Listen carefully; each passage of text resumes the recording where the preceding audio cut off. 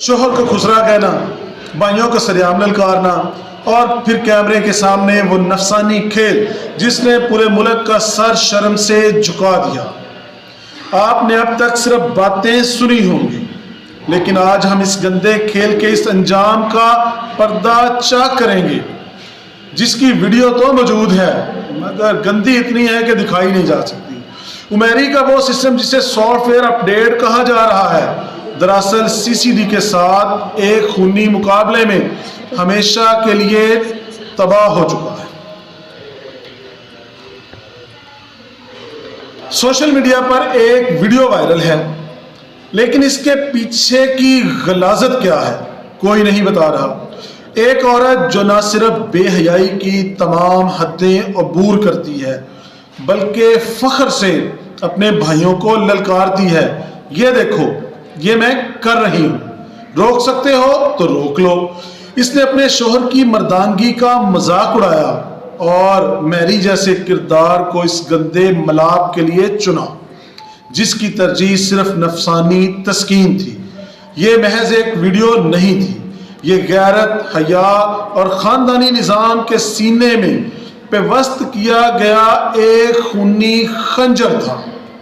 फिर खबर आती, राज बता रहा कि उमेरी का सॉफ्टवेयर अपडेट हो गया है, लेकिन हकीकत इससे कहीं ज्यादा हौलनाक है। पक्के जराए बताते हैं कि सीसीडी के साथ आमना सामना हुआ, फायरिंग हुई और पता है गोली कहां लगी? उमेरी के इसी नेफे वाले सिस्टम में जिस पर वो अकड़ रहा था। सिस्टम मुकम्मल तौर पर तबाह। जो दिखाने लायक था वो अब देखने के लायक भी नहीं रहा। लेकिन यहां एक बहुत बड़ा सवाल पैदा हो, सिर्फ मर्द का ही इलाज क्यों? क्या औरत इसमें कसूरवार नहीं थी? क्या मुकम्मल तौर पर उसका कोई गुनाह नहीं था? सिर्फ मुकम्मल मर्द ही इसके अंदर जुर्मदार था, जिसने अपने भाइयों की गैरत को सरे बाजार में नीलाम किया। वो आज भी महफूज है, उसे सजा क्यों नहीं? क्या हमारा कानून सिर्फ मर्द के नेफे तक महदूद है? और इससे बड़ी इबरत की बात, महज चंद घंटों में 25 करोड़ व्यूज। तमाशा देखने वाली एक कौम किस इखलाकी गड्ढे में गिर चुकी है।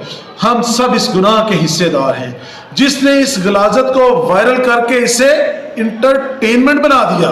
लोग पूछ रहे हैं कि क्या इस मुकाबले की असल वीडियो मौजूद है? क्या उमेरी के इस हाल की फुटेज भी सामने आएगी?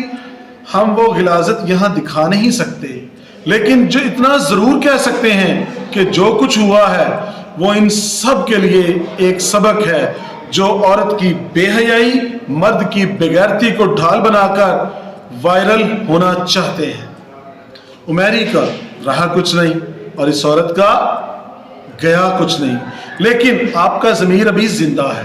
कमेंट्स में अपनी आग निकालें, क्योंकि आज चुप रहना एक गुनाह है।